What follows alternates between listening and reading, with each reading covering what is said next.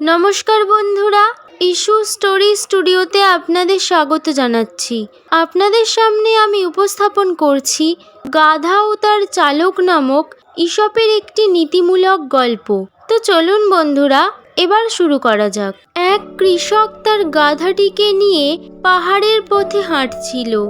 গাধাটি নিজের মর্জি মতো হাঁটছিল। হঠাৎ গাধাটি চলাচলের পথ ছেড়ে পথের কিনারায় উঁচু পাড় ধরে হাঁটা আরম্ভ করলো। লোকটি বলল, ওভাবে হাঁটিস না, এই পথ ধরে চল। কিন্তু গাধা শোনার পাত্র নয়, সে বিপজ্জনক পাড় ধরেই হাঁটতে লাগলো।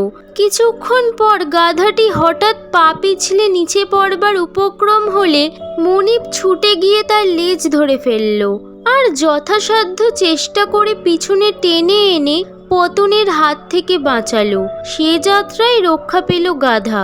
তবু তার একগুঁয়েমি গেল না। গাধা তার ইচ্ছা মতো চলতে লাগলো।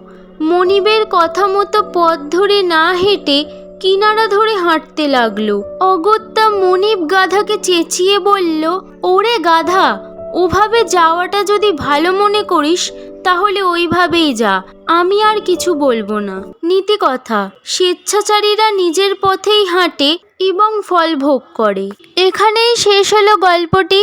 গল্পটি ভালো লেগে থাকলে লাইক এবং শেয়ার করুন। এরকম আরও অনেক নীতিমূলক গল্প শুনতে হলে চ্যানেলটিকে সাবস্ক্রাইব করুন এবং নিজের মতামত কমেন্ট সেকশনে জানাতে ভুলবেন না।